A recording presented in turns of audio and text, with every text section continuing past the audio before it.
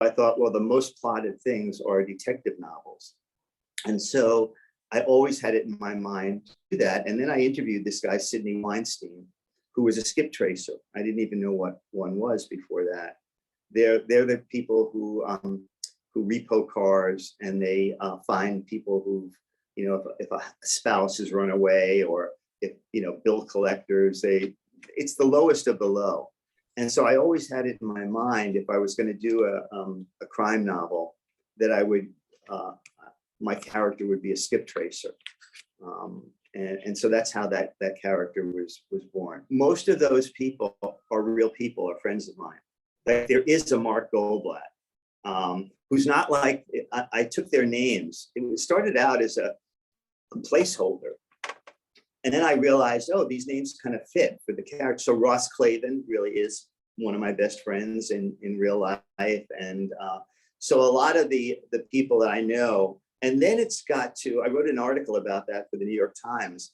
And then it got to be, all my friends wanted to be in the book.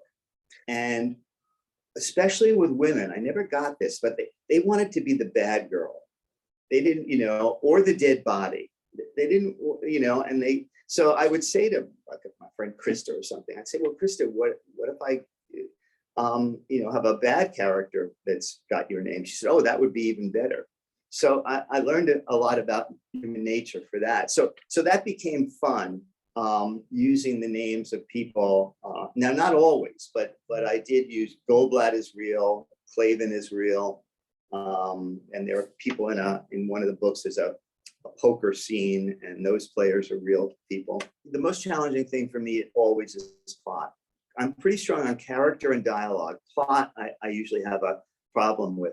And I'm not an outliner. I don't know what's going to happen on the next page, in the next sentence, in the next paragraph. So I'm always on that tightrope.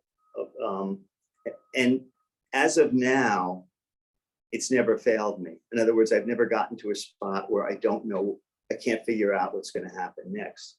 And it works for me because it keeps it fresh for me. If I don't know where I'm going, I'm hoping the reader doesn't either.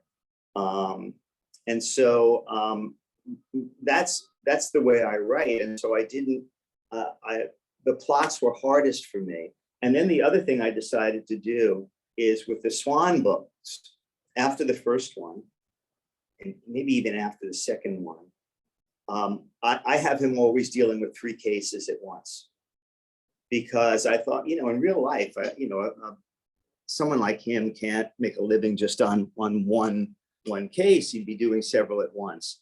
And so I was juggling 3 cases in a book, and I was doing it all by feel. I didn't outline, okay, this chapter is going to be this case or this case. It was all feel. And so I wouldn't say it was hard for me, but it was challenging to do that and keep it working. Swan's Lake of Despair is a really good example, because it's one of my favorites of the Swans, because of what you're talking about. Because there's one of the plots in there is about a woman named Julia Scully, who was dating a photographer who was legendary. Now, all that is true. I had a student, Julia Scully, who's now 94. She lives across the street from me. And that was her life. She really was, this guy, Eddie Feingersh, was a photographer, kind of a daredevil photographer, who, for instance, when he wanted to get a shot of what it was like to be in a submarine when it submerged. And so he tied himself to the conning tower of a submarine and took pictures while it went under. And in a car race, he strapped himself to a board so that he was upright, so the cars would come right by him, and he would shoot them. And so he was also an alcoholic and self-destructive. And she was telling me about him one day, and his biggest claim to fame is he was hired to photograph Marilyn Monroe when she came to New York to study with Lee Strasberg. He followed her around and did all those pictures. And I was fascinated by him and by her. And so I said, Julia, I'm writing this new novel. I can think of a great, because his photographs after he died, no one knew what happened to the negatives, and they'd be kind of valuable today, especially the Marilyn Monroe ones, which were found at some warehouse in Brooklyn. And so she gave me permission to use her life and to use Eddie, her dating Eddie Feingersh. And the other part of that book was that I got a call one day from a friend of mine, Kaylee Jones, who's James Jones's daughter, and she was editing a collection of crime short stories called Long Island Noir. It was the noir series. And she asked me if I had a story that took place, a crime story that took place in Long Island.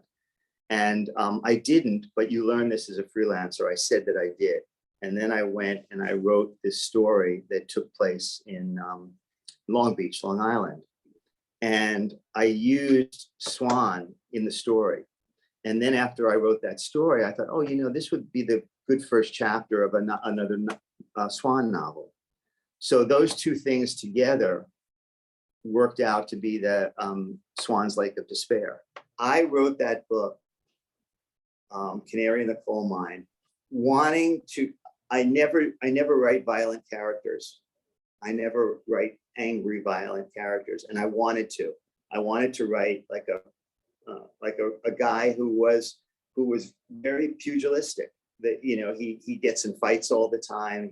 And that's actually, he's not patterned. I had a student who was a cancer surgeon, and he wrote a memoir. He took classes with me.